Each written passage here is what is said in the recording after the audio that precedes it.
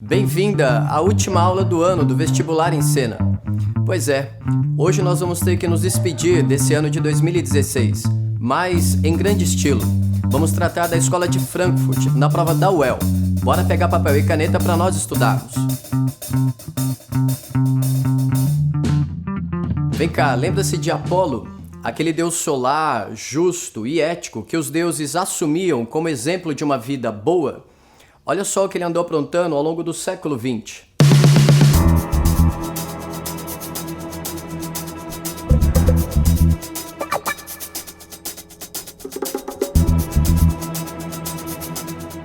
É uma cena forte, não? E Almodóvar, você sabe como é. Esse filme, A Pele que Habito, é uma obra-prima. Você sabe que é uma cena delicada também porque nós, seres humanos, somos os únicos animais capazes de decupar, analisar e, quem sabe, metrificar a própria animalidade. Só que, convenhamos, sabemos que capacidade é sinônimo de competência e competência é sinônimo de poder. E poder, como nós sabemos, pode nos iludir, causa um certo êxtase, fascina e muitas vezes é capaz de cegar justamente aqueles animais que se dizem racionais. Bem, como você já deve ter notado, a nossa aula de hoje vai te exigir uma atenção extra. Eu e vocês já temos em comum o fato de que o positivismo do século XIX é justamente o grande ápice do otimismo iluminista da modernidade. O que isso quer dizer?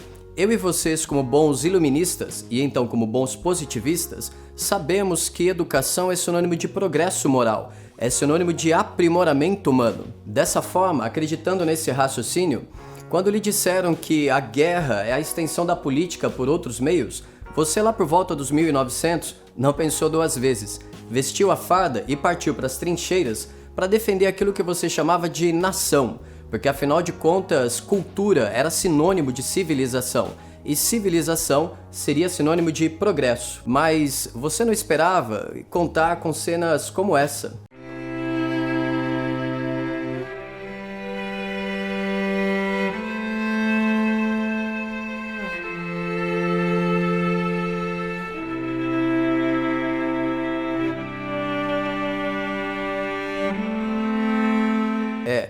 Delicada a situação. E sabe o que é pior? O choque foi tamanho que você não encontrou palavras para lidar com essa experiência humana. Sabe o resultado disso? Voltemos ao filme.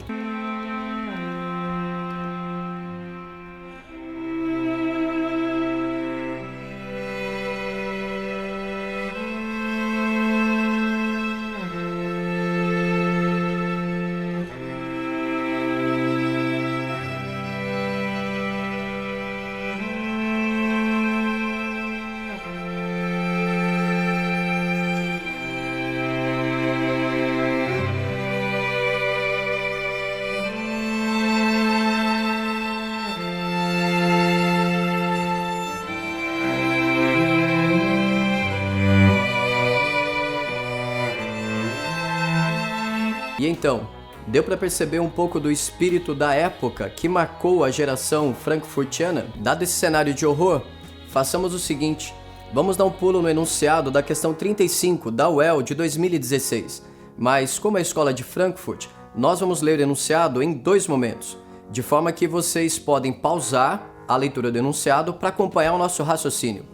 Saca só. O mito converte-se em esclarecimento e a natureza em mera objetividade. O preço que os homens pagam pelo aumento de seu poder é a alienação daquilo sobre o que exercem o poder. O esclarecimento comporta-se com as coisas como o ditador se comporta com os homens. O livro Dialética do Esclarecimento foi publicado por Adorno e Horkheimer no finalzinho dos anos 40, quando eles já estavam exilados nos Estados Unidos. E nesse livro, como você sacou a leitura, nós temos uma leitura bastante densa do que é o exercício da ciência no começo do século XX. E essa ciência, a partir de agora, passa a ser um exercício lunar. O que isso significa? A ciência também é motivada por aspectos psicológicos, pulsões e instintos que tornam tudo no século XX semelhante. Em outras palavras, o exercício da ciência faz com que nós esfriemos a nossa relação com a natureza e também com a natureza humana. Portanto, tudo passa a ser metrificado, negociado, comodificado, computado E dessa forma, então, voltemos ao enunciado. Este os conhece na medida em que pode manipulá-los. O homem de ciência conhece as coisas na medida em que pode fazê-las. É assim que seu em si torna para ele. Nessa metamorfose, a essência das coisas revela-se como sempre a mesma, como substrato de dominação. O uso da razão para fins irracionais criou, principalmente no século XX, uma desconfiança crônica a respeito da sua natureza e dos seus usos. Com base nos conhecimentos sobre a racionalidade instrumental presente no texto, assinale a alternativa correta. Traduzindo o raciocínio frankfurtiano, uma vez que a ciência ao longo do século XX se torna capaz de desumanizar tudo aquilo que é humano, portanto, a própria ciência também se torna insuficiente para lidar com seus próprios desafios e com seus próprios limites. Dito de outra forma, quando nós lemos Adorno e Horkheimer, nós começamos a ouvir a voz de Nietzsche, que nos diz que devemos colocar todo e qualquer exercício científico, todo e qualquer exercício discursivo, sob suspeita. Em outras palavras, lendo Adorno e Horkheimer, nós vamos então começar a desconfiar de toda aquela tradição filosófica ocidental, que vem desde Sócrates até Kant, nos dizendo que basta ser racional, sensato, basta ter bom senso para levar uma vida ética e uma vida justa. Agora, meu velho, esqueça esse raciocínio, porque ao longo do século XX, com essa ciência lunar, nós sabemos que a história também é feita de ruínas, de lacunas, de desgraças, e o que é pior, como o próprio Freud já disse, a razão não é senhora dentro de sua própria casa. Sendo assim, vamos às alternativas. A letra A não nos interessa devido ao seu fatalismo. Ora, a alienação não é um preço inevitável a ser pago em nome do progresso. Digamos que numa escala individual, essa tal alienação, ela poderia ser evitada à medida que as pessoas tomarem consciência de que só são donas daquilo que elas calam e não daquilo que falam, certo, Freud? A letra B não nos interessa porque, de acordo com os frankfurtianos, a ciência não nos emancipa.